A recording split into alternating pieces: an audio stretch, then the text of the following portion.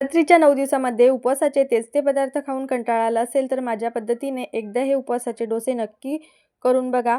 तर उपवासाचे डोसे बनवण्यासाठी इथे मी 2 मध्यम आकाराचे बटाटे घेतलेले आहेत। हे बटाटे आपल्याला स्वच्छ धुवून घ्यायचे आहेत। त्यानंतर छोट्या-छोट्या फोडींमध्ये बटाटे कट करून घ्यायचे आहेत।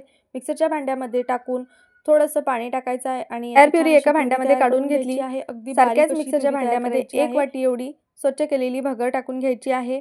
त्यानंतर त्यामध्ये पाव वाटी अजिबात पाणी वगैरे न घालता भगर मिक्सरला छान अशी फिरवून घ्यायची आहे। त्यानंतर यामध्ये पाण्याची आवश्यकता दह्याबरोबर ही भगर व्यवस्थित अशी बारीक झालेली नाही आहे। आता यामध्ये मी थोडीशी बटाट्याची प्युरी टाकून छान ही भगर मिक्सरला अगदी बारीक अशी याची पेस्ट तयार करून घेतलेली आहे। तयार झालेली पेस्ट बटाट्याच्या प्युरीमध्येच आपल्याला काढून घ्यायची आहे। करून घेतलेलं हे डोस्याचं बॅटर 7 ते 8 मिनिटासाठी झाकून ठेवायचं आहे। 7 ते 8 मिनिट एवढा वेळ झालेला आहे। आता यामध्ये आपल्याला अगदी अर्धा चमचा एवढा खाण्याचा सोडा टाकून घ्यायचा आहे किंवा तुम्ही इनो सुद्धा टाकून घेऊ शकता।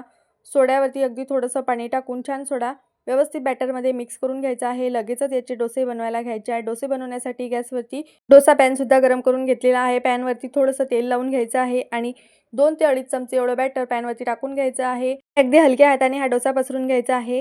आज आपण भगर आणि कच्च्या बटाट्यापासून छान सॉफ्ट आणि जाळीदार असे डोसे बनवून तयार करत आहे। तर डोसा छान असा पसरून घेतला, त्यावरती थोडंसं तेल टाकून घ्यायचं।